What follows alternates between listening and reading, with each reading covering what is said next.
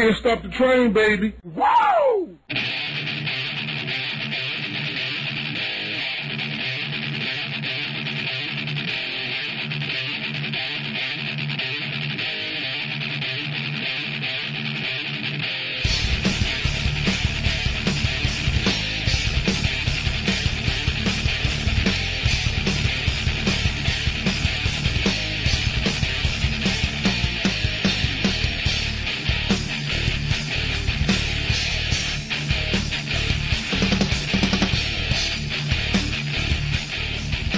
Competitive gaming fans, this 36th episode of the Losers Bracket requires no introduction. If you're listening, you are probably listening to hear from our special guest, Sundance DiGiovanni, the CEO of Major League Gaming. Sundance, welcome to the Losers Bracket. How are you? I'm great. Thanks for having me on. It's really a pleasure to have you. This has been a long time coming. We've been talking recently, and to be honest, in our first few conversations, I really got to know something about you, and it really helped shape my opinion of you, and I think a lot of gamers out there don't really know the man behind Major League Gaming, or even a lot about how Major League Gaming was sort of started. So why don't you tell everybody a little bit about yourself and sort of the starting of Major League Gaming? I'd be glad to. So Mike Sepso and I, my partner in crime, as it were, we've worked together for some time, and we've been good friends and been business partners for some time. And the first time I started to work with Mike was at a company called Gotham Broadband. And now that was a company that he had formed with another partner, and the goal of that company was to service high-speed internet providers with solutions on how to reach and attract subscribers. This was back when Roadrunner was just launching, and there was a big question around whether DSL or cable were going to be the winners. And I came from a consulting background. I was a brand and kind of a youth consultant to large brands like Sony, Panasonic, a lot of telecom brands. And my specialty was figuring out productization and how to market a product to a specific audience. And so Mike and I were friends and drinking buddies, and we said, hey, why don't we work together? This will be fun. So we worked together at Gotham, and we grew that company from about 3 people to 40 people, essentially doing research on other people's dime. We had a lot of European business, a lot of Asian business, and we were seeing that with connected computing, with the high-speed internet connection. And this is prior to Xbox Live being out, but we're seeing connectivity around gaming. We're seeing just the trends that were established among different communities, and specifically youth-based communities, young male-based communities. A lot of sports at that time, a lot of PC gaming. So we got the crazy idea once that company was kind of wrapping up post 9/11, second internet bubble bursting, and we liquidated. We paid out all of our investors. We took a little time off to figure out what we wanted to do next. I've always had a passion for video games. I've always been very competitive, played sports in high school and college. Mike did as well. And we, started to play, honestly, a little bit of drunken Halo against each other one night. It got a little heated, and it turned into this ongoing competition, whereas we were sitting together during the day trying to plan what our next business was going to be and how we were going to change the world and make a lot of money and have a lot of fun in the process. We kept saying, hey, why don't we go play some Halo? It led to this realization that, there was, we were terrible, by the way. I mean, we were awful. But so I started to look online for ways to get better and pointers, and started to discover that there was this culture of people. I was aware of PC competitive gaming, but I wasn't aware that people were actually getting together to LAN. And remember, this is prior to Xbox Live. So there were things like people were using connectors to trick their computer so that they would think that they had the Xbox, so they think they're in the same room, like Xbox Connect. And we're playing against each other remotely. The beginning of an idea started to form there. And then we traveled around the country doing a little research on some of these events that were being held by small organizations or guys on college campuses, and we realized that this could be something much, much bigger if it was approached from the standpoint of a traditional sports property with a new media entertainment component. And what we really sat down and tried to craft with the first business plan and executive summary was something that was more NFL and NASCAR than traditional esport model. And I'll be honest with you, in the very beginning, our dream and our goal and our mission statement was we wanted 100 gamers making their living playing video games, through endorsement deals and prize money, but also establishing a lifestyle and the celebrity that was attached with anybody who was put on a pedestal for being, talented at something. the traditional stick and ball sports or extreme sports. So out of that base idea, Mike and I got the company rolling, funded with our own money. Went about 2.5 years really before it got to a point where we had to decide whether or not we were going to see this thing through, put all of our eggs into one basket, or pull up anchor and go on to something else. We both sank a tremendous amount of our personal savings into the idea, just into the formative stages of it prior to even the first event. And then through the first event, second event, third event. When we had no sponsors, when we were just, we were basically funding the whole thing ourselves.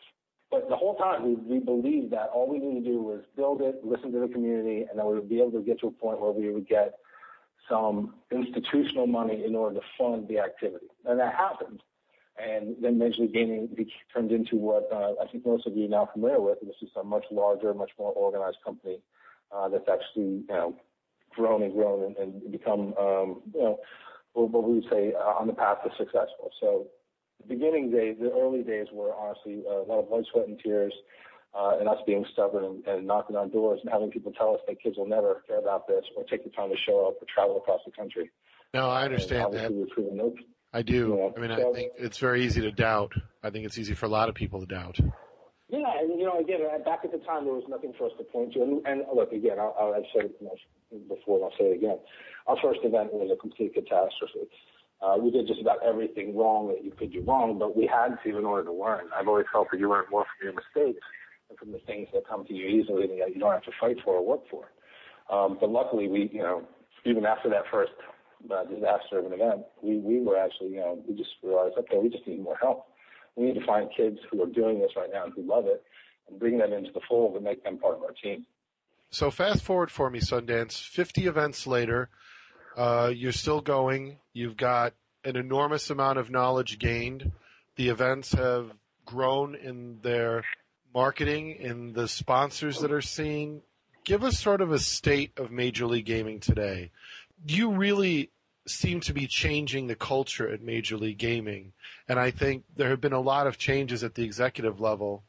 And personally, as someone who's as passionate as you and being involved in VV Gaming, excited, welcome this change, great to see the openness. Talk about where Major League Gaming is today. Well, first, I'm incredibly proud of the community that we have that supports us. And I think that to outsiders, it may appear that the culture of the company is shifting and there's a big change and that, there's a new approach to how we do things. When in fact, all that it is that we're showing you the real, heart and soul of this company. This is how we've always been. It got a little muddied, with some of the moves that we made in the past. I mean, when you take institutional money, there's oftentimes a desire to get a suit, to sit in a position of power and to become a controlling voice in what you're doing. And I get that. I understand that. And I'll be honest with you, when we first started this company, and even after we raised the first round of capital, if I were CEO, I probably would have screwed things up horribly. But that was then and this is now. And one of the things that became apparent to me, and one of the reasons why I made the changes that have led to the current change in leadership and structure at the top is because, and you know this, Jared, you start something, when you start something out of a passion and a belief and you attract like-minded people and you build a community from nothing, it's like you birth an idea, you put it out there, you take the lumps and you put the time in. There's two things you can do when you face struggle. You can turn and run, or you can fight. And what became very clear to me was that I needed to fight to get my company back, and that's what we've done. The fact of it is that all I am is I'm a voice for all the people, everyone who works for MLG. When you hear the way I talk about things and the way I present things, it's echoed throughout the company. I am surrounded by great people who desire to do the right by the community. Now, there's been times in the past when that's been distorted or been taken out of context, or there's been an arrogance associated with the company. And you know what? Yes, I have a certain level of arrogance myself, but where it's justified and where I believe it's deserved, as opposed to just across the board. I don't walk into rooms thinking I'm the smartest guy in the room. I walk into rooms thinking, okay, who do I need to listen to here? Who can I learn something from?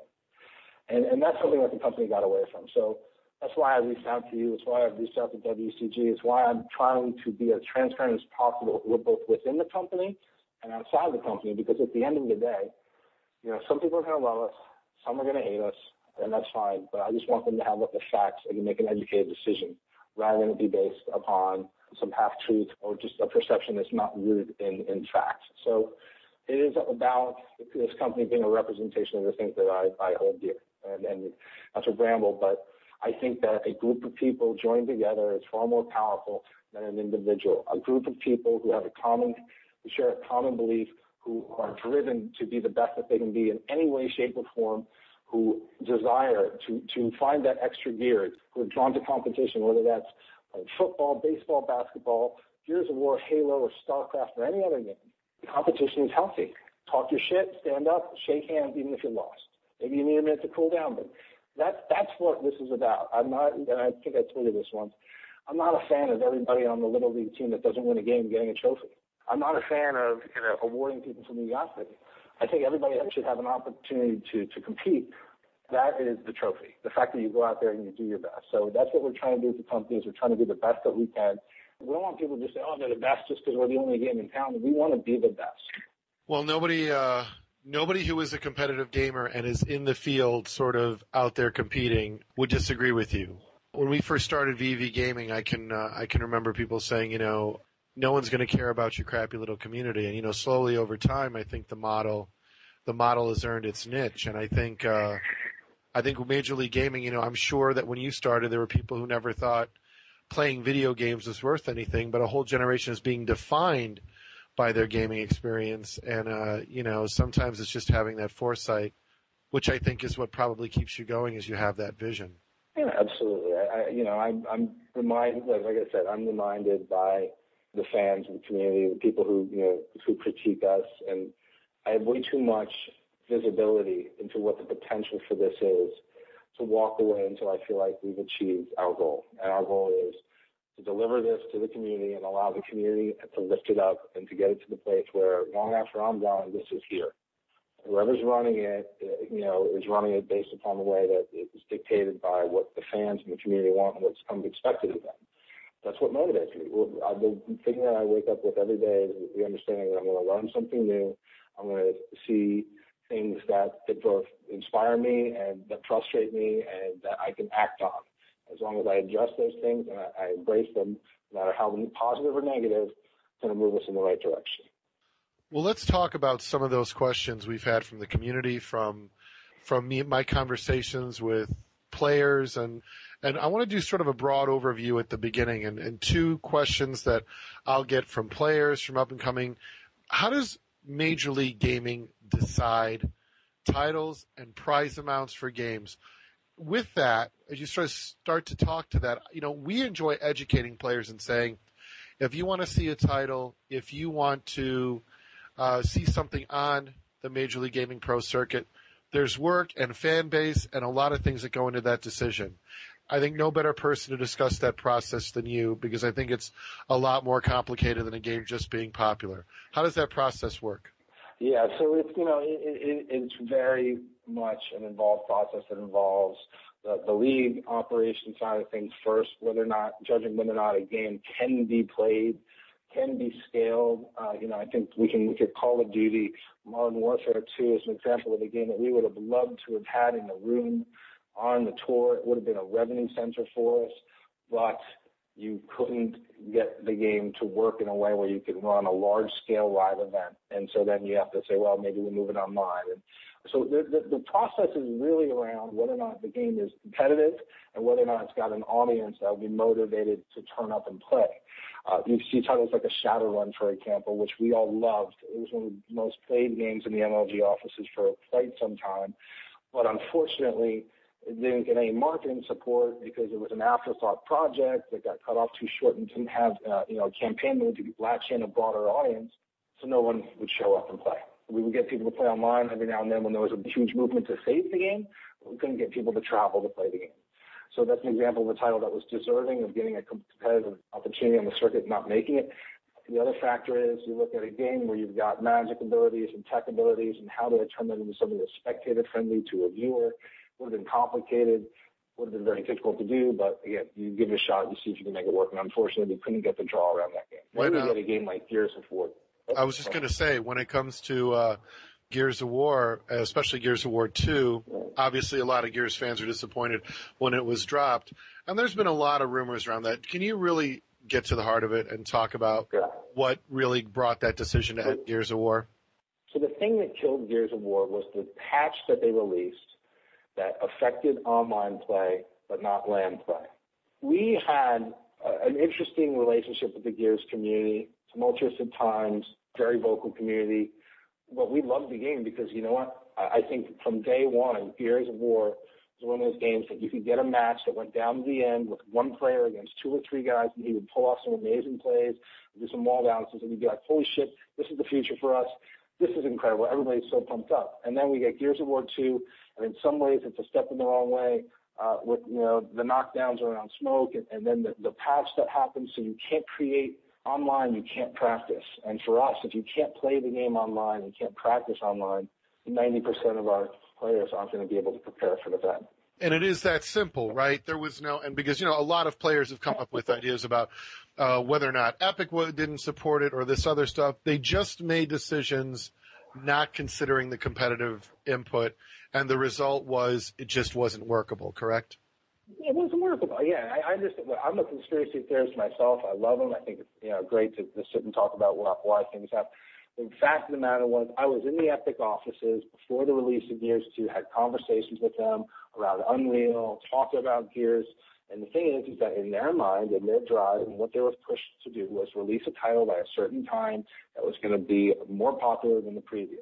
And the fact of it is, and you know this as well, Jerry, that what we're fighting for, what your organization and my company are fighting for, are to get those decisions made with us considered, because we're a driving force for these folks. The problem was that Epic saw some of the complaints that were made about the game, and they patched it, but only for online play.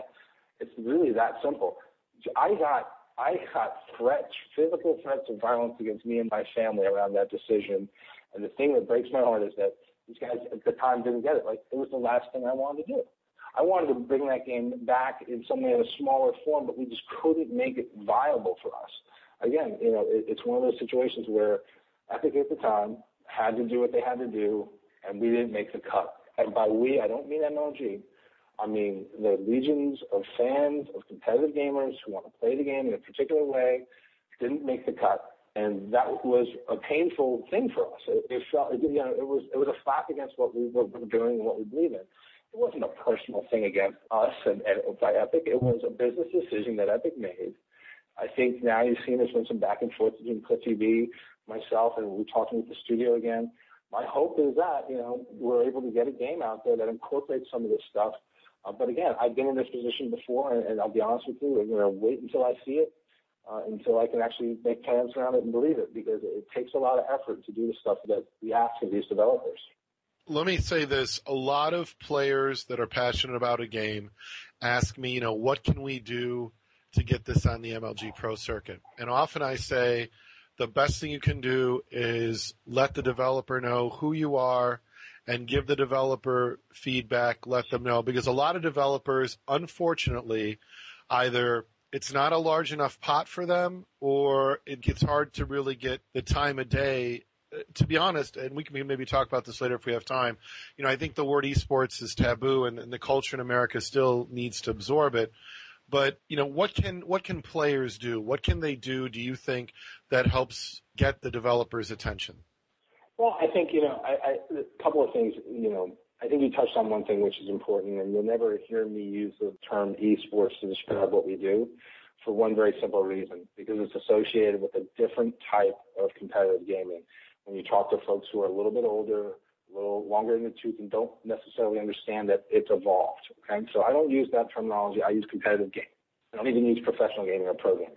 I say competitive gaming, and by that I mean people playing for money at the highest level. Right? So these guys, what they need to know is that, number one, we understand that there are decisions that need to be made, and it's a business, okay? That they have to choose, they have a list of things they need to work on. And what we want them to understand is that by incorporating some of the suggestions that we make, not only will the game play well for top-level competitive gaming, but it'll also play better for people who are in the second level and the third level and fourth level of skill. Because if the game's broken at the highest level for us, What that means is that eventually some kid is going to put in his game, hop online, and play against a guy who uses one of these glitches, and he's going to say, you know what, screw this, I'm done, and you've lost a customer. Right? So by doing the extra work, by doing things like having beta tests, which was incredible that Infinity decided not to, but by having a beta test session, by having an open community forum where you actually listen to things, and having a dialogue, not just taking all these requests, but putting information back into the hands of the community so that we can come back with and understand what the challenges are, that the developers can do better. And the way that that's going to happen is if groups like VVD, groups like the fans from MLG forums and from MLG and game battles in general, respectfully, thoughtfully, gather their thoughts and opinions together and then present them, not in 98 posts, but have community leaders from the individual communities present things that are worked on in conjunction and say, I co-sign this, I co-sign it, I agree, yes. So you've got a simple, quick hit. And again, we've got 15, 16 things we want the developers to do. No, here are the 3 things that we can do which will make it work. And then here's a dream list of other things that we'd love to have. We have to prioritize. I can play a game with our guys and come up with a huge laundry list of things we'd like to change. But then you think about it from a developer standpoint, it's a huge distraction away from their core goal, which is develop a product on time, on budget, on spec, and then get onto the downloadable content. So by consolidating the information, by coming in with focused voices, respectfully saying, hey, just thought you should know, and what I'm going to do to help. This is one of the things I want to do. I want to empower groups like yours with information, with data, right? So what if Epic knew that we get 2 million people watching our live stream during an event weekend, and their game could be front and center in that? Does that change their opinion? Maybe not, because maybe they don't see that as a way to make money. But what I tell you, also, 2 million people watching your game means you're more likely to have those 2 million people be loyal customers because they're going to see the activity, they're going to want to embrace the activity, they're going to attempt to recreate the activity. So we've got to give them reasons. We've got to think about what their business goals and objectives are. Not the fans, but we are leaders of organizations such as yourself and myself, and empower our communities to have voices which are going to be heard and not seen as noise. And that's the one thing, unfortunately, that the internet is great at producing, is a lot of noise. So we got to help them cut through that and see the things that truly are important. I think that was something that a lot of players want to do well, but like you said, when you've got 5 or 6 people who are just posting randomly, it makes it very difficult for the developers to sort through all of that and figure out what they really need to do, which is where your voice becomes so critical, and the work you try to do to reach out to Epic and say, these are our minimum requirements, please help out. And I think where we can help as VV Gaming is educate young players to really listen to the key factors that go into making a game competitive. I mean, I remember being on the MLG forums before the release of Gears of War, and I think there are probably, hundreds of pages of conversations about every possible setting and things like that. But I think that's what makes the Major League Gaming community so exciting, is that a lot of what Major League Gaming has done, which is almost in a way train players to start to have an eye to see what elements, minimizing randomness, really focusing on that top tier skill and making sure that game elements don't interfere with the execution of the strategy. So you don't, nobody wants to see a $50,000 pot being determined by a random game environment kill, as an example. That kind of stuff. Really training that audience. And I think any players that listen, will start to gain that. Moving along, though, something that sparked talking about that, when Major League Gaming makes decisions about partners and who to partner with, talk about some of your partners, because I know we talked about this before, and I want to give you an opportunity to really kill the speculation about the Razer issue, about the controller, because there's been so much rumor about what Mad Catz deal was involved, all of that. And you and I have talked about this. I think letting some of the fans know who the partners are, how they add value to you, how we can help Doritos, how we can help Dr. Pepper, and then at the end, dismiss these rumors about Razer. So we'll start at the top. So as you know, we have a long list of brands that we work with, and they're non-endemic for the most part to the gaming business. And what that means, folks who aren't familiar with that, is that means that they're brands from outside of gaming. So there are things like body wash, gum, razor blades, corn chips, soda, and meat-filled grenade pockets, the Hot Pockets. So what these partners are doing again, I'm transparent about this and whenever I have a conversation with anyone about it, right? So these are brands that want to market to you. If you can hear my voice right now, they want you to buy their product. I'm guessing, okay? So what they do is they say, what are effective ways to get in front of the audience? And we are a conduit to that audience.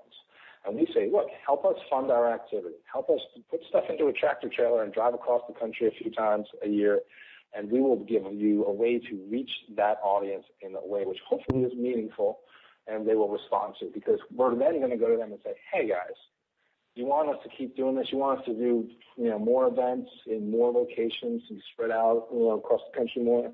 Go buy the package of this product with our logo on it. You don't necessarily have to eat it or drink it, but show your support with your money because that's what these guys need. And we'll return more value to you. Your 99 cents is going to buy you, hopefully, priceless memories and experience. It's not to sound too cornbally, but that's one of the ways I would explain it. Now, here's the challenge: that as much as it makes sense to you and me and to all the folks listening to our voices, there are some brands out there who don't see the value in what we do in terms of it being a viable media or marketing spend. So there's a lot of convincing that happens. There's a lot of trial and error that happens. I've listened to some of your podcasts in the past, and you said things like we need a water partner, or we need to change the appearance, that we've got all these non-healthy brands. Believe me, that's at the top of my list. I've sold to every water brand on the planet. I can't get one to do anything with us yet. And unfortunately, if I want to just bring bottles of water or water into a venue other than just the water coolers that we try and get into the venue or the water fountains, it costs me thousands and thousands of dollars. So it's a cost center. It's just, that's the craziness of what I do. I've got to do the education process, which can take between 6 to 18 months with a particular brand, their agency. They've got to do research, see what the return on investment might look like. And then, hopefully, after I've done all that work, someone like a Doritos will say, we love it. We want to try this new initiative. It's called the Combine. And then we try the Combine, and we realize, wow, this sounded so good on paper. Maybe it's not quite what it needs to be because, it's great that we're out there doing more events. It's not empowering the community in the way that we'd hoped. So we then go back to Doritos and we say, we want to change this up. So what the brands do is they allow us on their nickel to try and offer things up to you guys that are going to make you feel like, okay, you got opportunities around competitive gaming that you wouldn't have had otherwise. Because the fact of it is, it's expensive. What we do costs money, and we're trying to get these folks to help pay for it. But in return, we want to put their brand messages in front of you in a way that you say, okay, I'm cool with that. I'll take the time. I'll watch this piece of content. I'll respond to this. I'll submit a video. I'll play in a tournament or a ladder, whatever it may be. What the community needs to understand is that without that, this activity does go. I stand up there at every event, and I thank the partners and the sponsors and fans and everything. Right? And the truth of it is we all should take a minute to say, you know what? It's pretty cool that this brand is investing in us. Because you look at the events, maybe it's the same 2,500 to 3,000 kids competing every time, but it's the larger audience and the larger potential that we're trying to reach that they want to be associated with from now and into the future. So that's what the partners are about. And we work very hard to get a more diverse roster of partners involved. I read your open letter several times, shared it with the entire company. We're taking all the feedback that we get, even some of the ridiculous things, and we're saying, look, maybe we do need to think differently. Maybe we do need to approach these things. Again, we have a limited sales team. We have 3 guys that do all the sales for the company. So, it's a slow-moving process, unfortunately. So every year we get more and more brands and we make more and more progress. But again, I'm going to be more and more transparent with you guys so you can see what happens. So, for example, if I go on a sales call with somebody and they say, I like this, we're interested in it, I might say, hey, well, Jared, do me a favor. See what BBV thinks about this retail outlet. Let them see that we're talking about them in things like Twitter and on the forums. Let's give them things to point at. Because at the end of the day, the power lies within you guys. It lies within the communities and within the players. All I'm trying to do, honestly, is be a representative that can bring the two groups together. If the partner brands have something which elevates them and the community has something which elevates them, we also get elevated. MLG does. And that's the old theory called all boats rise with water.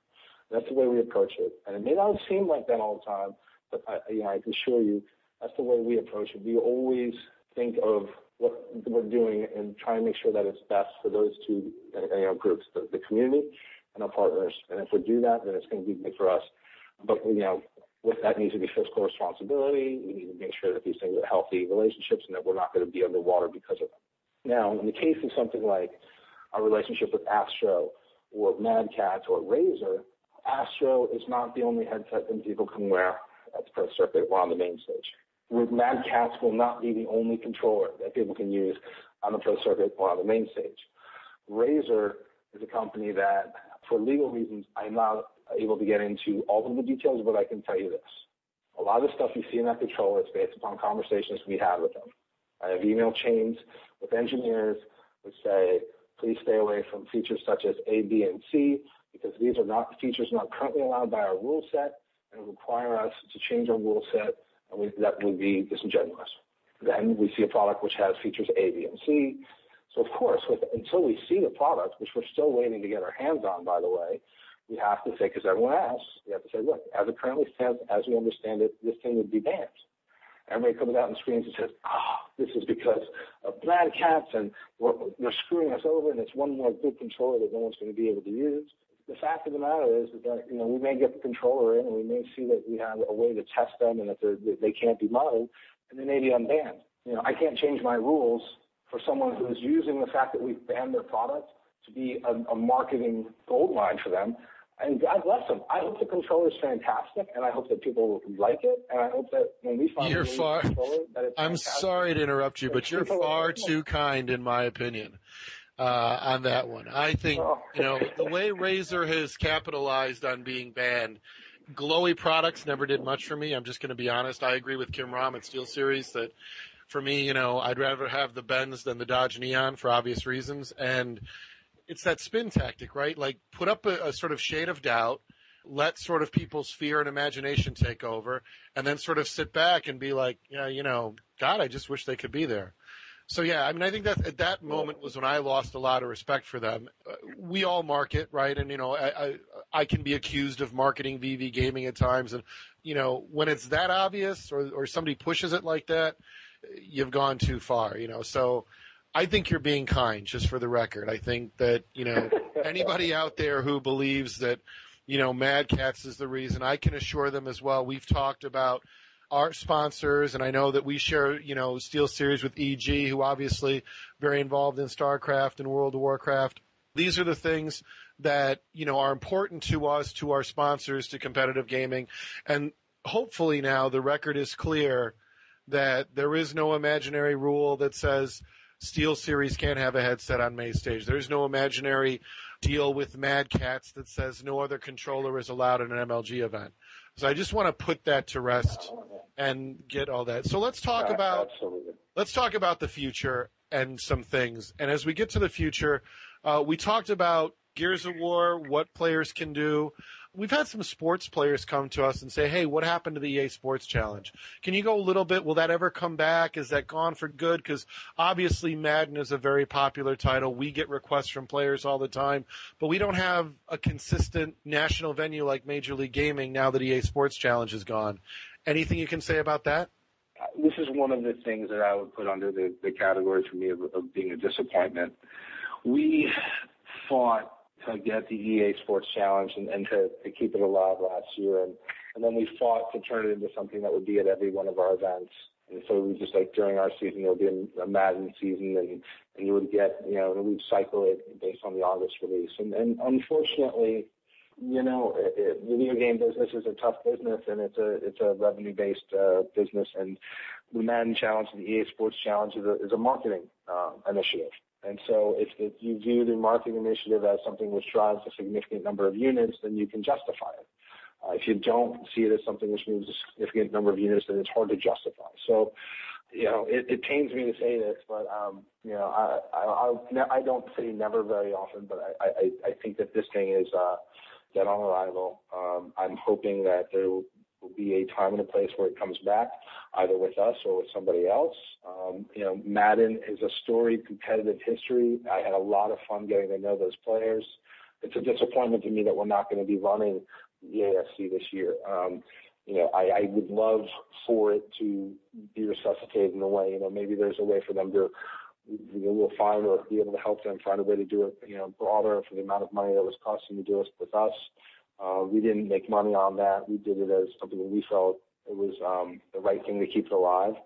And at the end of the day, unfortunately, when you're in business, sometimes things that you care about and you want to see it continue have to go under the knife. And this is a situation where unfortunately that happens. So, my goal is to still provide a destination for those players online through our new competition engine. My goal is to try and promote those players through content and through, just some support when our new website launches. But, as of right now, unfortunately, I think the days of the EASC being a part of the MLG universe are done. Understand. Sad, but it's good that you were honest with us about, where that's at. Let's talk about fighting games. Let's talk about Tekken 6. Let's talk about Brawl. And let's talk about the obvious, somewhat of a controversy. Yeah, I know you can't escape it, but, I think a lot of people point to, I don't want to give, Seth and Evo a bad name, but I think a lot of people say that maybe some people represented Major League Gaming to Capcom and that made it difficult for you. I don't want to have to start there if you don't want to. We can talk about the Brawl stream, which we'd love to see, and, what you see as the future of Tekken 6. So any one of those three, but I'd love to cover all three of those. Okay, so we'll start with Smash. So Smash, we brought it back. Love it. We have a problem, though. I'm going to be honest with you. And it's something that I've got to make a decision on. The problem is that we run our thing, and it's popular and people like it, but if the local stuff that happens, the grassroots stuff that happens, which we've supported in the past, and when we weren't able to have the game on our circuit, we supported it.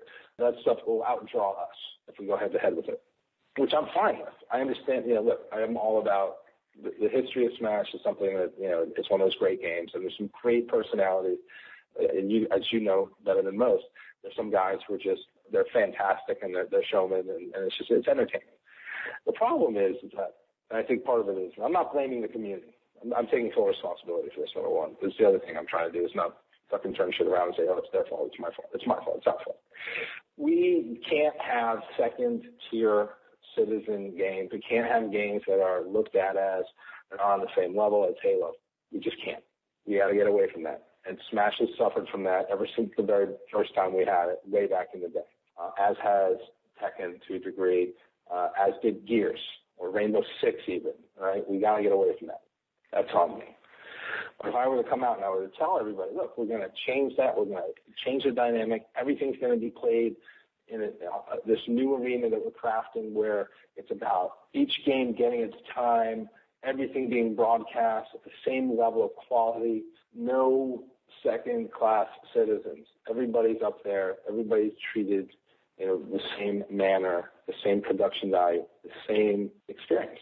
Would I be in a better place in terms of what I could expect from attendance? Because, again, with Smash, the problem is that while the game has a tremendous diehard community, Nintendo is Nintendo, meaning that they're very fickle and picky, and it takes a long time to get them to approve things like such as streaming rights or usage rights, and they're not going to even entertain the option of providing things like discs or equipment or marketing money to support it. So again, we get stuck with this scenario of I've got 3 days, I got 18 hours a day that I can, in theory, have a competition running. I got a certain number of square feet per venue. If it's Smash head-to-head against StarCraft, which one's going to win next year, right, for that square footage, for that time, for that focus, for the prize money even? So these are the decisions, the difficult decisions that I'm faced with for next year. I love Smash. We're looking at ways to keep it alive. We're looking at what we do. If we were to stream it and nobody tuned in, that would be a death blow. But getting the rights to stream it, unfortunately, aren't, it isn't just a question of us opening up a stream, which a lot of people don't get. These are other people's IP, meaning intellectual property, which means that we need to negotiate the rights to broadcast and to advertise around that IP. Sometimes people want a cut of that money. That's fine, but it takes a long time to negotiate that with a company which is predominantly focused, based in Japan, let's say, or whose Seattle office doesn't necessarily see the value in competitive gaming so much. So, the Smash stuff is something we're working out. The question of whether or not we appreciate them it needs to be addressed, and it will be addressed a little bit more in our next event, because it's been a little bit of a situation of they weren't paying attention under the old regime, and it's taking a little while to get that change around. But my hope is that you'll see us do more with Smash. I don't know what that's going to look like just yet. Tekken's gone well, honestly. I think Tekken has been a bit of a surprise for some folks. A lot of people said we wouldn't be able to draw an audience. The stream, I believe, is entertaining. The bad news is that it doesn't do good numbers. We don't get a ton of people tuning in to watch it. So there's some questions around Tekken and what we'll do, and working with them around the next game, and whether or not it can be supported by the studio in a meaningful way. Street Fighter, Capcom in general. It's all of the stuff that's been said. I just want to really clear the record for one last time. Seth's a good guy. He's not the cause of the problems. There was some ego friction in the past. Whatever. It's in the past. I can't focus on that, and I don't believe that that's the reason why. I think the primary issue around that game is our previous CEO and a little hubris and a little ego. And wait a minute. Matthew Bromberg had an ego?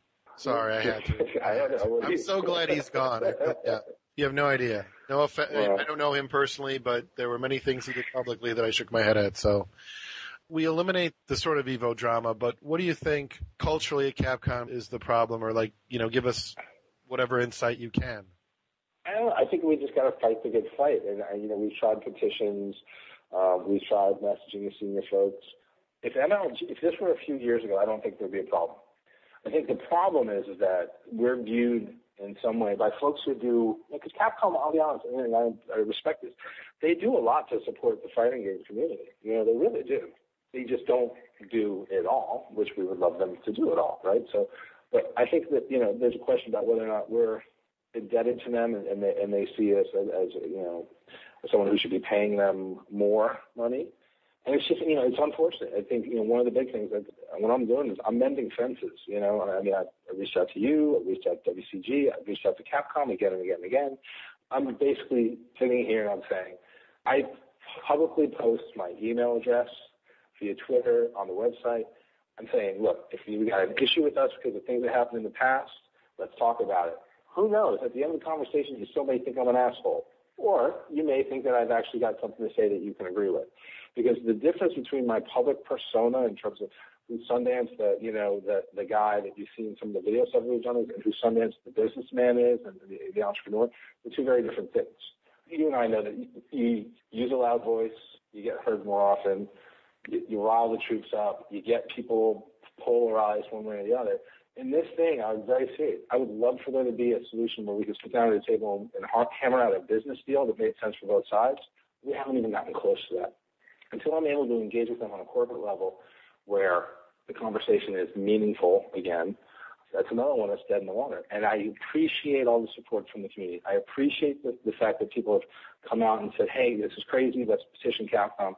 And you know what? Even the grassroots folks who spread rumors about us and use us as an excuse not to hold the event, no hard feelings, dude. I get it. It's scary throwing an event and you got all this stuff, all these people over your head. All I want is my day in court. I want my day to sit down and present my side of it, and I'll let you guys know the minute Capcom gives it to me, because so far they have not been able to. But when they do, I'll know for sure. But for now, I think it's one of those things where there's some bad blood based on previous communications, and while it's unfortunate, I inherited that when I took over, and now I'm just trying to navigate those waters. So to cover the fighting again, Tekken 6, obviously, some real challenges. Brawl needs some work in ways, but overall, that's on your radar screen. And anything you need from the Brawl community, because they are very active. If there's something they can do to help, they would want to know. So here's my thing I'd love the Brawl community to think about. What if I told you that I wanted to choose one of my closed-circuit events next year? I wanted a selection of the 4 or 5 best grassroots tournaments that you know are going to happen anyway. They're going to get a decent draw, and I want to come in and I want to support them. I want to give them some money to cover the cost to execute those tournaments. We've done this in the past, Smash Grassroots Tour, right? But I want to have one event after these things have occurred where we bring these players together and we prize the hell out of it. Maybe we come up with a big prize pool, and it's it's the championship for the year. Would that jive better than 5 or 6 events strung together with smaller prize money? Again, giving coverage to these grassroots events, I need some help in terms of figuring out what's going to work best for them. Because right now, the people I'm talking to, I'm getting mixed stuff back, and what I really need to do is, and my hope is to be able to do it in DC, I need to sit down with some people, just go through my list of questions in terms of what's going to be the best thing for this community. Okay, because we've got, it's still alive, it's still vibrant, there's a lot of great stuff coming out of it, but for us, I need to know if I up the ante, are they going to be able to support that? Or if I shift the dynamic a little bit and change the model, would that be better? Because it will bless a few events, that are already going to be happening and increase those prize amounts, plus give them an extra reason to go to them because maybe part of that prize package is a trip to this larger MLG event. I got to change it up a little bit because I'll be honest with you, I feel like what we're doing right now, and again, some of it is definitely the fact that it's off on the side and it's not given the love that it deserves, and I'm fixing that as much as I can across the board for everybody. But I just, the community could maybe, again, as I said before, my suggestions around getting, the publishers and developers to listen to it. If the community could think about some of those things and then engage with us, that would be super helpful. And we've got some great community folks who do work with us on the Smash side and who have been really helpful. I'm opening that up. I'm asking, spam away. Let me know. No idea is a dumb idea. Keep it constructive, though, and I'll do my best to incorporate as many suggestions as possible in the decision-making process. Now, speaking of ideas, Sundance, this is something that's been on a lot of people's mind, and you've mentioned this actually a couple times in this interview so far. In regards to WCG, what ideas do you have in mind currently regarding working with them, possibly for the benefit of the community? What are the ideas that you currently have? And if you can possibly throw things out, I know that you've talked to Paul Brewer a little bit from WCG. Can you give us any idea what's on the horizon, what you might be working on? Well, hey, guess what? Paul's a good guy. Paul's a good guy who believes in this stuff and who works hard every day to support competitive gaming.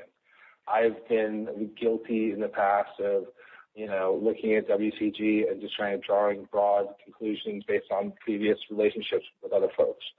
Again, the last guy who was the CEO wanted our name all over everything. And I talked to Paul, I made it very clear to him. I thought that there's a way for us to do something where neither one of us are necessarily going and holding a tin cup to our existing partners and saying, hey, we want to do something else to help fund this new idea, but that maybe there's a way for us to put our heads together, as empty as they may be, and come up with something that's better than the individual pieces, right? Come together collectively, we're going to be better. I don't know what that's going to look like. Who knows? Could you see WCG or some representation of WCG at MLG events next year at every stop we make? Maybe. Maybe we help with the qualifying process. Maybe we send a couple, we have a couple of MLG teams that we send over to, championships next year. I don't honestly know yet, but here's what I can tell you. If Paul and I have our way, we will very quickly, once the championships, run their course, be moving towards something that it's going to, maybe it's not going to be earth-shattering in the very beginning, but again, we got to take baby steps. We got people we have to convince of the fact that we can work together, and one side's going to be over-dominating or overpowering. And the good news is that you guys are stuck with both us and WCG, right? You have two great organizations who are committed to this activity that you love. So, and we're talking now. How about that? We're actually working together to figure out a way to work together. So, I mean, unless it's working together to work together. But Paul's a good guy. I spoke to him, and it was just, it was a very easy conversation because, we're both trying to accomplish similar things. They're big international. We're big here. Hey, look at that. Not a lot of overlap, a lot of complementary pieces. They run a different game set than we run. Maybe we can sync those decisions up. Maybe we can have a little bit of a conversation. As we said, the NHL takes a break during the Winter Olympics so that all the players can go play. Maybe we work something out so folks are able to enjoy both. And there's a little bit more of a focused, clear goal and clear objectives put into place for both organizations, because at the end of the day, it's going to benefit you guys. It's going to benefit the players and the fans. Absolutely. I think, at least from our perspective, I think it's almost like having parents that are fighting. It's much better when they get along and it's one big happy family. I think it does mean a lot to everybody that you personally are reaching out, doing this podcast, doing that. One thing you said in there about MLG players brings up a lot of things. I know you've heard it probably mentioned from EG a lot, because in the European model of esports, which works in Europe, all the organizations sort of own their own players, have all the rights, and then Major League Gaming, obviously you had certain business decisions you had to make to sort of craft what Major League Gaming is and bring it to sponsors and stuff. How do you see down the line that line between what rights Major League Gaming has to players and what rights organizations have? Where is that now? Where would you like it to be? What steps do you think will need to go in between? Well, again, remember, back in the day, there was this big land grab for a dog bone, right? You had CPL, World Series of Video Games, CGS, GGL, even WCG. We're all fighting it out at various points. And some of these things, News Corp funded CGS with, DirecTV was a partner, IGN was a media coverage partner. CGS was, a big marketing initiative. At the end, we had an opportunity to buy them because what they did didn't work. When WCG first came along, we were presented with an RFP to run their competitions where they didn't take the time to do a find and replace with the name of the other person they put in front. So we've been around through a lot of these battles. And then when these things went from corporate to real to tactile, and the great thing is that WCG is still here and has become, I think, a stronger organization over time, just as we have. But in order for us to get there, one of the stances that MLG took from the very beginning was that no league can exist or no, spectator sports or activity or competition can exist without stars. So in the very beginning, when we had people trying to pay Microsoft for exclusive rights to Halo, which obviously was our bread and butter, to get players to sign up, we had to be defensive. We had to try and come up with a way to guarantee that we would have access to the best players in the world would play for us. That was the in-house quote. We'll get the best players in the world to play for us. Now, those deals, looking back at them, the structure of those deals, do they make sense in the current environment? Probably not as much sense today. Is there value to them? Very much so. Very much, there's value to us being able to say to a brand, look, if you put money in this player's pocket, they'll become a representative of the brand. Is there as much of that as we would like? Not at the moment. So in terms of the rights to the players, in terms of what is ownable, I'm working to come up with an update to that approach and to the way that that's handled on our side. For example, with EG or VVV, let's say. You've got a team, Reach is about to come out. Let's say you put together 5 really solid teams. 3 of them hit the pro ranks beginning of next year. We're going to present them with Pro Player Association contracts, right? The Players Association, the idea behind that is that in exchange for our ability to use their likeness, meaning their picture and their name, they get paid stipends. They get access to certain things. And these contracts, are they overbearing? I'm sure you've read one, Jay. I mean, they're out there. Yes, they're overbearing. They're confusing. We suggest that everyone that has a lawyer read them. Is it the end of the world if people don't sign them? No. Does it mean that it puts us in an awkward position? Yes, because if we promote someone and then have no guarantee that that person is going to we're going to be able to hold them accountable. Like, let's say I put a Hot Pocket on Ice Vein's back, the logo, and then he goes out and he says, screw this, it tastes like a dough-filled piece of shit. That's bad. I need to be able to slap them on the wrist somehow and withhold some payments, right? Not saying that would ever happen, but just as an example. Out of that fear that we had of all the competition, we came up with these rights and the ability to use these licenses and everything. It's a different time now, honestly. We don't have the direct competition from WSVG or from CGS and all signs point to not really needing to worry about that for some time. So I think I would be remiss in my duties to the community if I did not go back and evaluate those agreements and see if there is a way to more clearly structure the language in a way so that these folks don't feel as though they're being locked out of opportunities elsewhere. Because the fact of the matter is you come to me, you have these 3 teams, right? These guys go pro. I say, Jared, you sign this, and then we can help support them. Then you say, hey, I did, and guess what? I've got all these sponsor brands. Is it okay if they wear these jerseys? All we ask is that you clear it with us up front. In the past, yes, we would have said, change your shirt. Just take it off. We've got we got to protect it. We need to own every square inch. Because that was the thinking at the top. It was predicated on like this fear of us somehow being infiltrated, I guess. There's more flexibility. You'll see, for example, Power played on the main stage in their jerseys with their Steel Series gear and logos. You saw VVV jerseys on the main stage, I guess, for the first time. I apologize for that if that's craziness, but look, we're opening things up because, again, at the end of the day, if I don't enable you guys out there, being the players and the organizations, to be entrepreneurial and to find ways to support yourselves, I'm doing everyone a disservice. I'm not trying to own every nickel around this activity. I'm just trying to get my business to a point where it's profitable and to a point where it supports what you guys are doing and you guys are able to support yourselves. So part of that in my mind is looking at these contracts, changing the language a bit, freeing up some pieces here and there. And really, as you said, I never wanted to manage 200 plus pro players. It just was something that we felt like we had to do to protect ourselves when CGS with a $50 million war chest coming after us, beating their chest.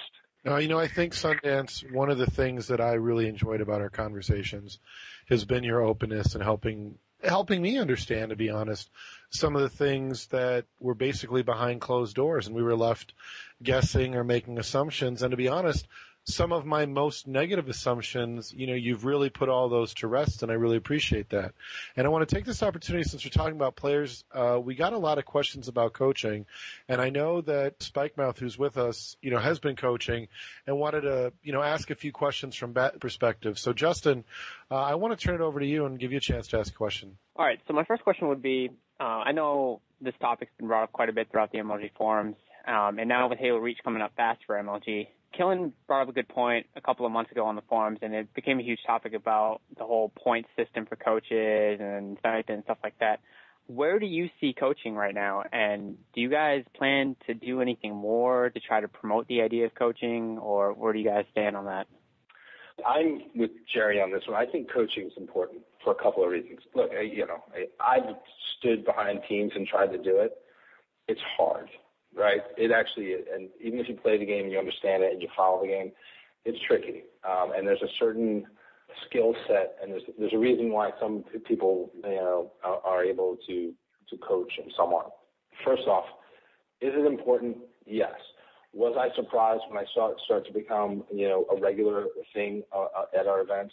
A little bit, because there was such a big, at the very beginning, people were so anti-coach. It's just, people thought it was strange or weird. It was something from the PC world. But I've seen it really help teams. I've seen it change the tide of a match. And the thing about coaching, which I think is really important, is that is it going to be something that guys use to get their friends behind the ropes and close to them sometimes? Sure, of course it is.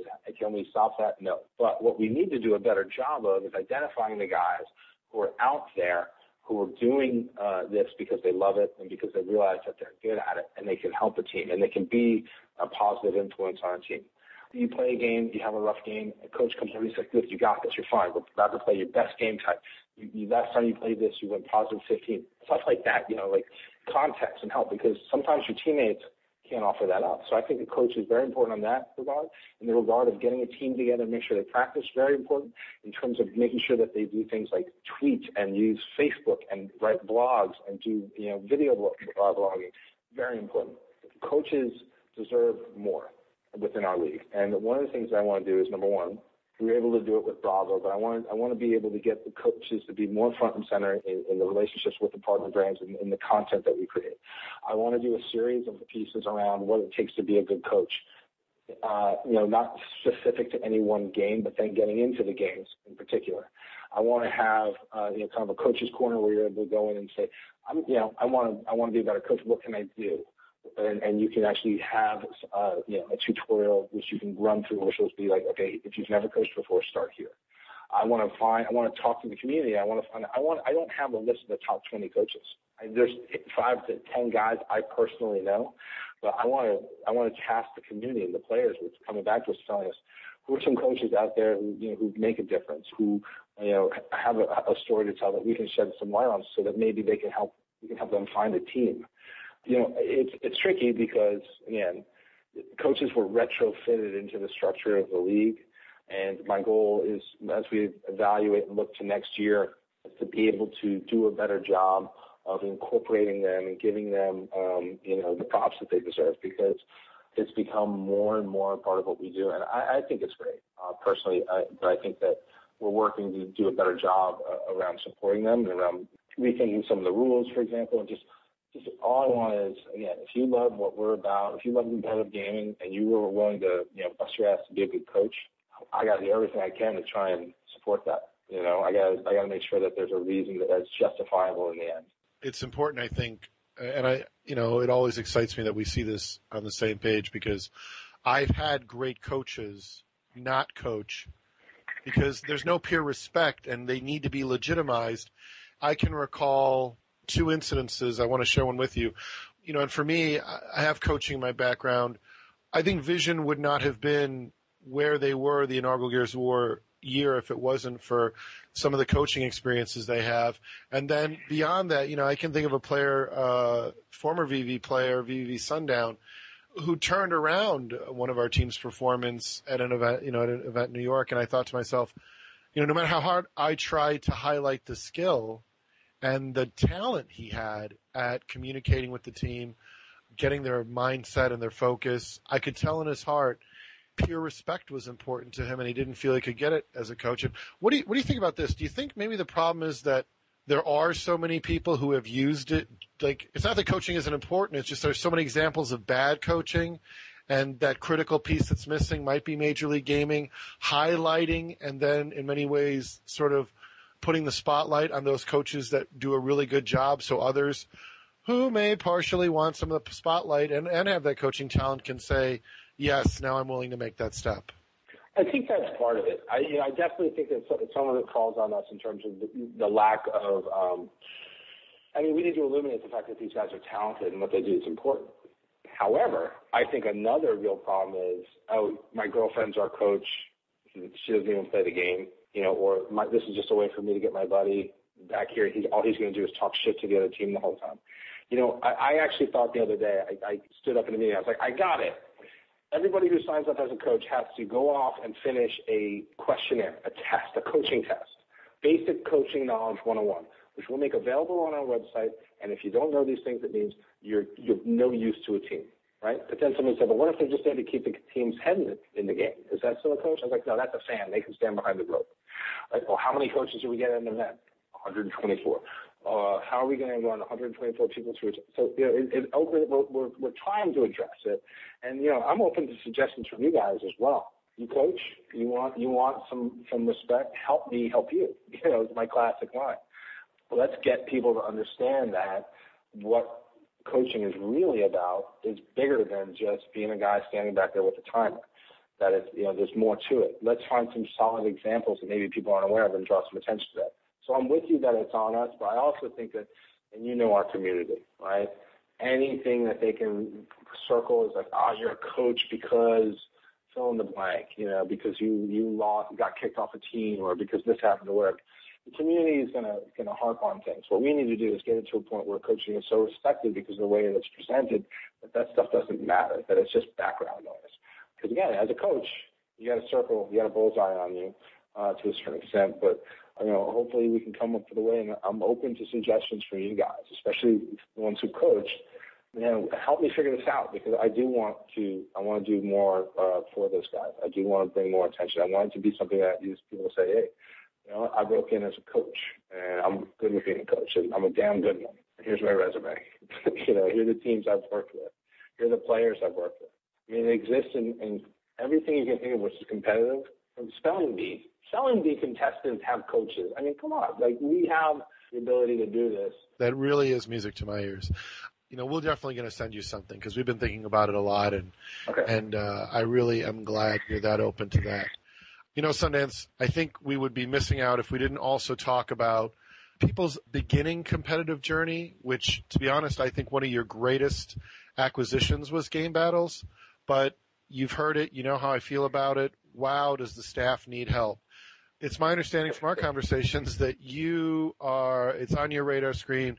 You've sort of hired a new person. What can you share about what you're going to be doing next with Game Battles and how it hopefully is going to be much more community friendly? Well, the thing I've got to do first is there's a lot of people who collectively and collaboratively run what you guys know as Game Battles, right? And it's predominantly a volunteer staff is paid by how many tickets they do, or we have a unique billing system, and it's a mess. Under the hood, in terms of the way it's structured, there's a lot of things that need to be cleaned up, and we're working on that.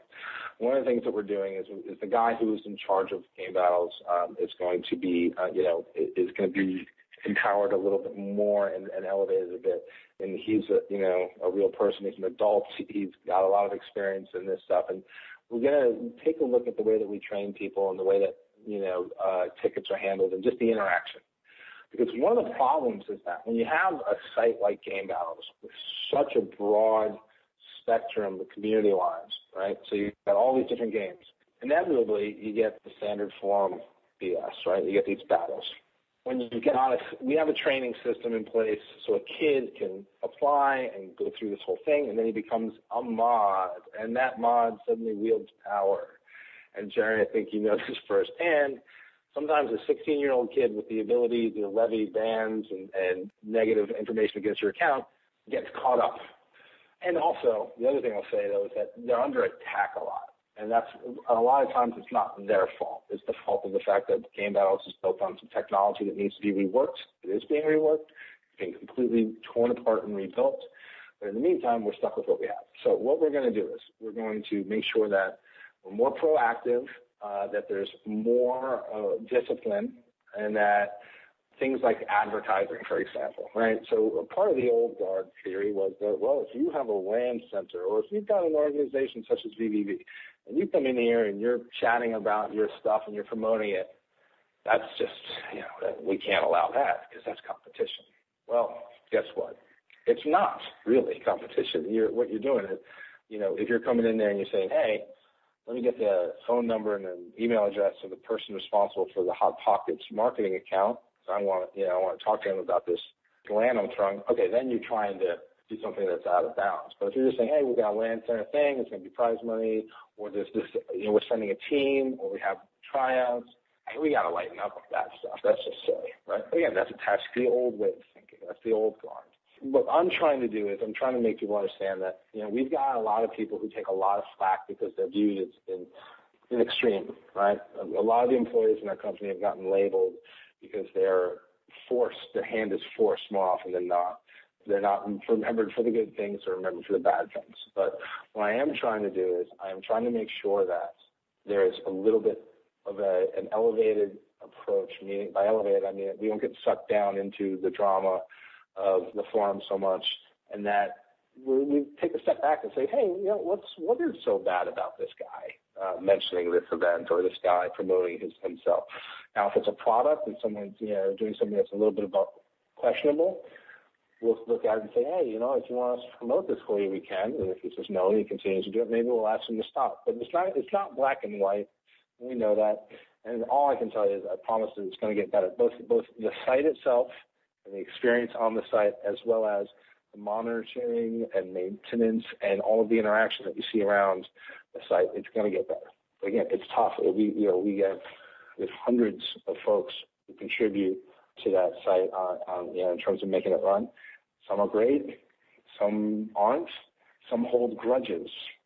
Some are folks who, maybe feel wronged by stuff that's happened in the past, and so when they get an opportunity to be the big tough guy, they go for it. And we're trying to address it, and we really are. And the way that we're going to get better, honestly, is, and I think, Jerry, you're in a different category because, you've been through a little bit more, and you have a little bit more experience than the folks listening to us. Constructively try and point things out. Don't get into a flame war.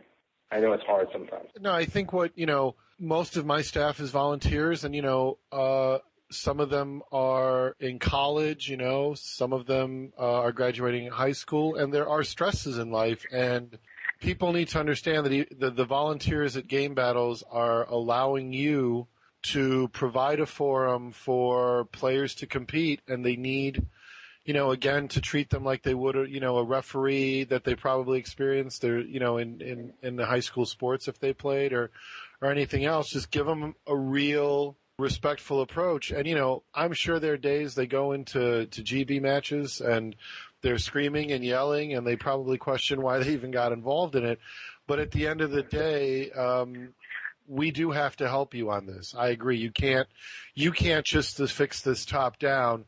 So anybody listening to this show, before you blanketly become the cynic and say, oh, all of GB staff is terrible, remember that a lot of these volunteers spent their time to do what they're doing, and we've got to do our part to appreciate, at the very minimum, be respectful and treat them, constructively. And at the same time, I think obviously you're going to do your part to fix and, smooth over a lot of the problems. And we've talked about it, and I think 6 months from now we probably won't be talking about this. That's my suspicion. But again, if by some chance we are at that point, it's my fault. Okay, that's the other thing. I'm putting myself out there. Hold me accountable. It means I have let something slip. But we're working on it. And again, if I sat here and I said I've got the complete list of everything I need to fix with the company in front of me right now, I'd be lying to you, because I'm going to learn more as we get in here and we fix these things. There's going to be more things that become apparent. But my promise to all of you is that I'm not here for any reason other than I love this company and I love the community that's around the activity, and I love the energy and I love the events, and the whole thing is just, it's great. If I didn't, I'd be doing something else. Right? This is by choice that I do this. And I'm blessed because I wake up every day and I do something I dig, right? And what I really am enjoying, and this is the craziest thing, is I'm enjoying the fact that I'm now right here talking to all of you and telling you that I want to know. If there's a problem, I want to know. I want to fix it. I want to address it. If I think you're crazy, I'll tell you. If you're right, if I think you're crazy and you're still right, I'll admit it. You need to know this. I'm not trying to create a company that's my company. This is for all of us. This is all of our activity. This is something we all care about. So keep us honest. Criticize us, critique us, be constructive. If you need to rant, feel free. I got thick skin. I'm an adult. I can take it. But when I come back to you and I call you out and I ask you for help, be prepared to help me. I need it. And that's one of the things that, honestly, that I've really enjoyed about our conversations is, until I spoke to you, my opinion of you was, this guy's got it all sorted out, but he doesn't understand the intricacies. The fact of it is that you are supportive and you do get it. And that's why I think that this is all going to work. It's because the community, when they hear it, they get it, they understand it. There's no secret to what we're doing. We're trying to make it transparent. And game balance is a big part of that. We're working, like as I said, we're working to rebuild it, both in the way it's staffed and approached and the way things are handled, but also the technology side of it. Well, that's really great to hear, to be honest. I mean, I think there are so many moving parts and pieces sometimes. It's very easy, to get wrapped up on one part of it. It's my opinion, the fact that the problems have been identified and we're having this conversation, is that first big 50%.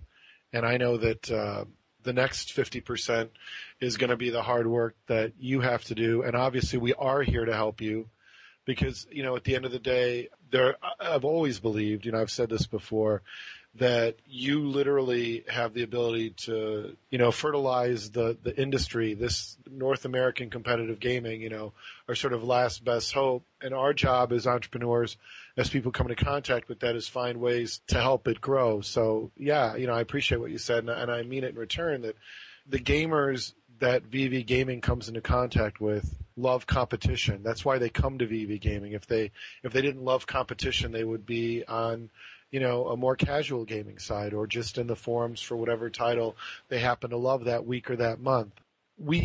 You and I together, and I know that, hopefully there are going to be many other VVV Gamings.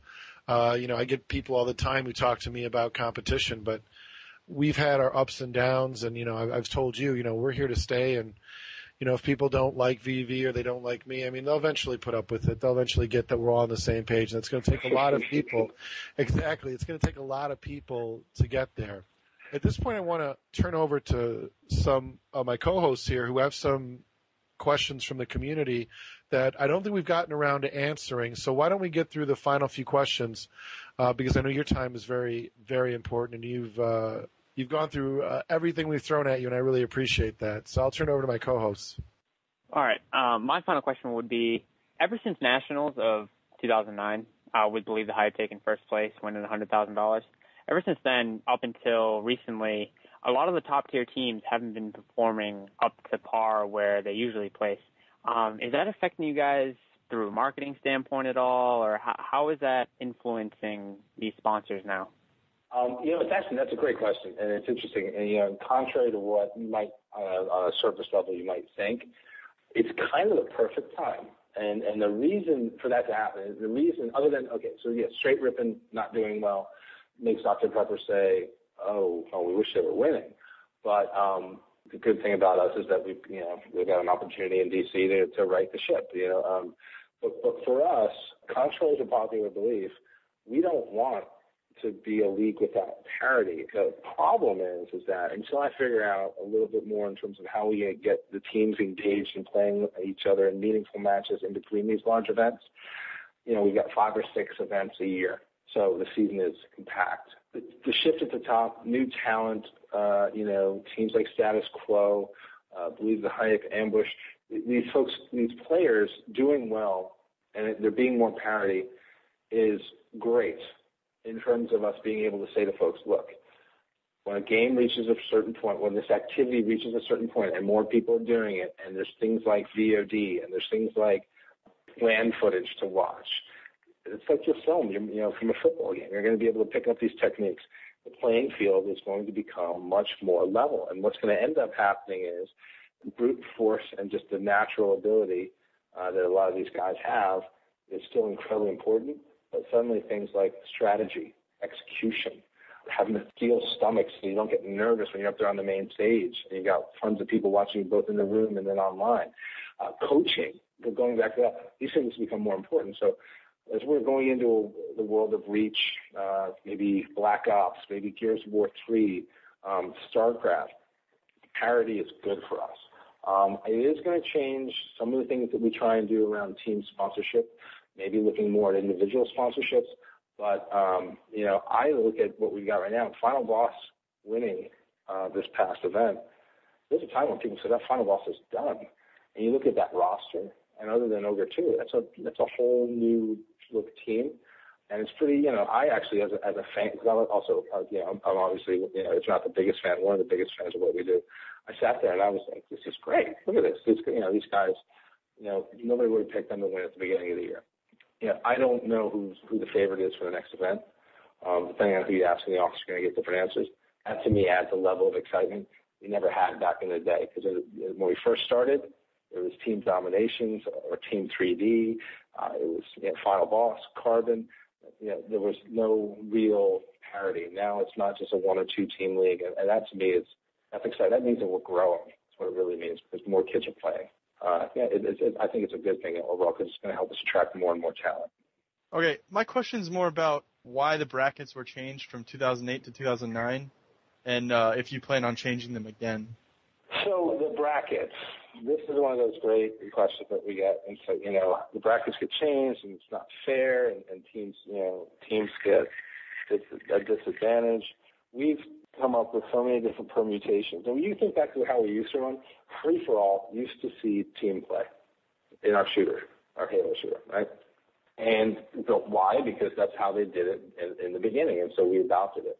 What we're trying to do is, I know you guys have poked fun at us because, moving to double elimination and these, look, it's not easy coming up with a system that allows you to process the number of teams that we get in a way where, again, let's be honest, a lot of these teams that show up for the experience, they don't expect to advance, but we got to try and give them an opportunity to play more than 2 games or 3 games over the course of a weekend.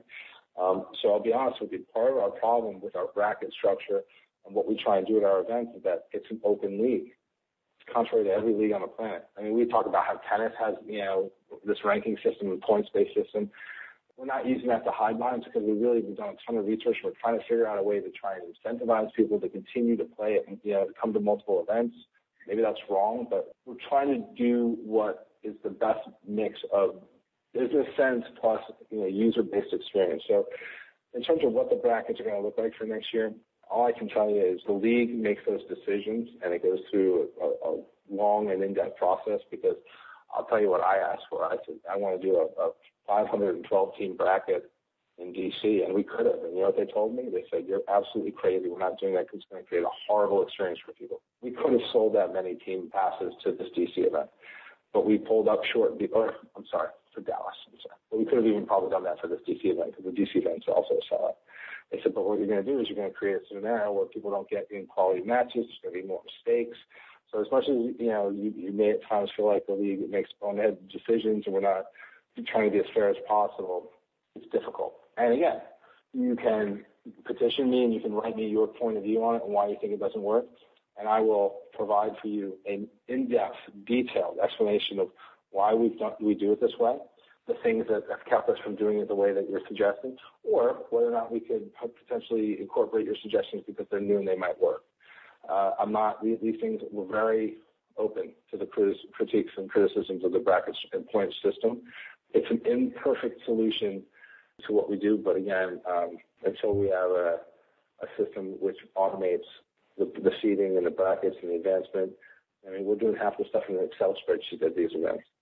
Our automated system for it is something that we've coded and recoded, and there's a lot of variables. So I'm open to suggestions, but at the moment, I think, that's something that is what it is until we come up with a better solution. And if you've got one, please, my email address is sundance@mlgpro.com. I'll take it. I'll take a look at it.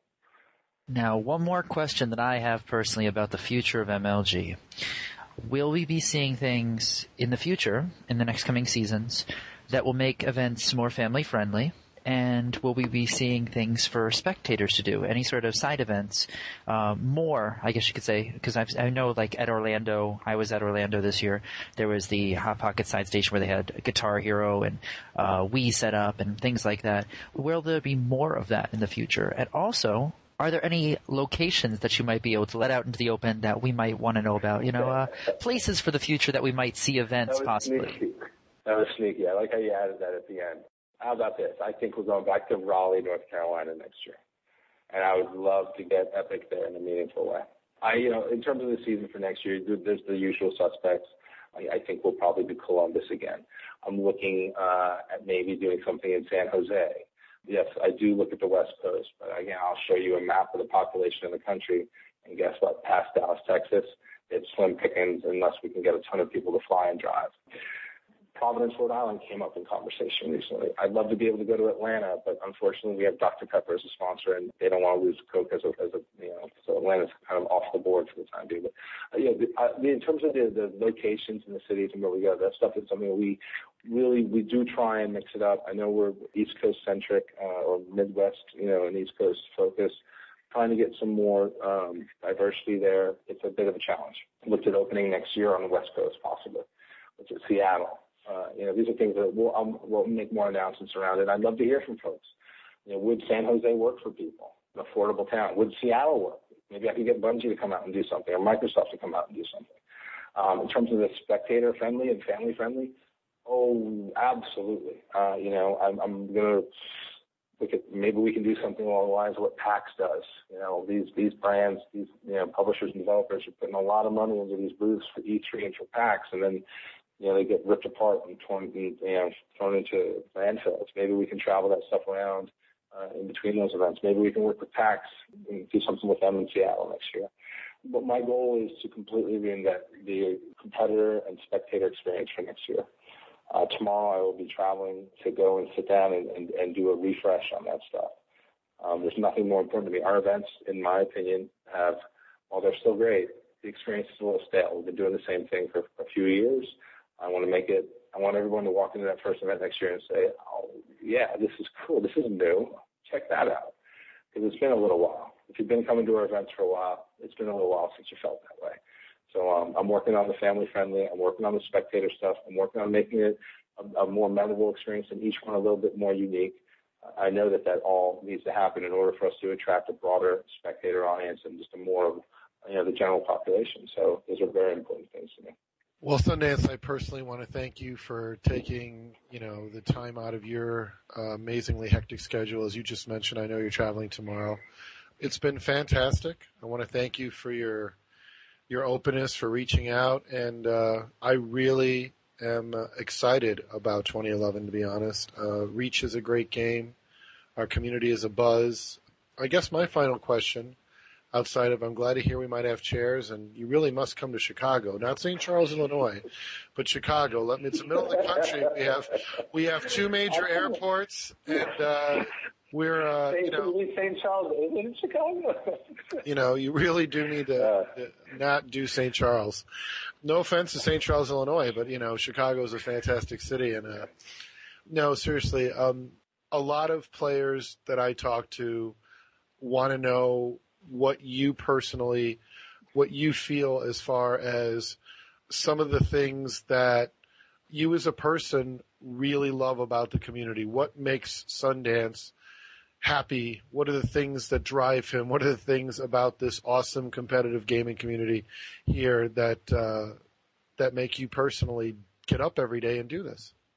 I have a theory, and my theory is that we make each other better if we push one another at pretty much anything. I mean, I've been a very competitive person for most of my life, and I think competition is healthy.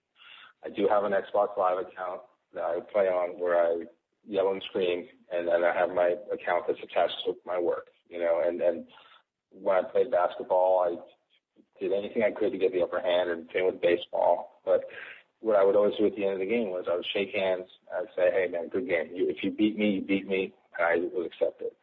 What I love about our community is that we're passionate. We have differences, but we have more similarities than differences. And every time I come to an event, I see guys that I would never have seen coming together to do something which we all do. And just to be a part of that, just to have that experience for me is very rewarding.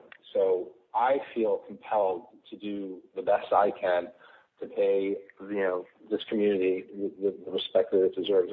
And the fact is, at the end of the day, when I see these guys, there was a piece that came out of Raleigh, actually, somebody had never been to one of our events, and it was interesting to see an outsider's perspective, because what he talked about, he was like, look, this guy talks so much shit in game, and then afterwards they stood up and they shook hands, and I saw it over and over again all weekend long. These people like hating on each other, and then at the end of the game they would stand up and they would cross over and shake hands. And I just think that what we've been able to do, us, not MLG, but the players, the fans, the families, and the people who are doing the things they're doing on our side, is we've been able to come together and create something which is bigger than any one of us. But as a group, it's this thing that's just, it's vibrant and it's really cool. So I like it when the community asks things like, how can we make this bigger? What can we do to make it better? Right? Because the answer is we're going to do that together by continuing to be the people that we are and do the things that we love. And again, I'm not so proud or so egotistical to sit here and say, I don't need your help. I need people's help. I need to be kept honest. I need to be asked questions. I need to be able to ask questions of you. And again, every event I go to, I get a parent coming up to me and saying things like, thanks, my kid loves this, and I love that I can come and support him. And that stuff means the world to me. And then the players who come up and thank me, and I thank them right back. This isn't about me. This isn't about my vision for it. It's about the fact that I'm very fortunate enough to have, at some point said, screw it, let's just give this a try, and that all of you have supported it. And for that, I thank you guys. And there you have it. Sundance, the CEO of Major League Gaming. We here at the Losers Bracket would like to thank Sundance DiGiovanni one more time for stopping by, sharing some information with us about the future of MLG, and clearing up some issues from the past. The community really appreciates this kind of transparency, and I think I can speak for everybody when I say I'm very excited for the future. It looks very bright. Thanks to VVV sponsors, SteelSeries, Control Freak, MusicSkins.com, Custom Ink, and our newest sponsor, GamerLogos.net. We want to also give a huge shout out to the VVV Gaming community for their feedback and support. Be sure to stop over at vvvgaming.podbean.com. That way you can follow both of our shows, this one that you're currently listening to, The Losers Bracket, and our Smash Brothers show, Directional Influence. Feel free to subscribe to us on iTunes. You can find us on iTunes under VVV Gaming. If you have any questions for us or possible subjects for future shows, feel free to email us at thelosersbracket@vvv-gaming.com. You can also shoot us messages on Twitter. We're known as Losers Bracket there. Really, sincerely, thank you all for listening. We'll see you next week.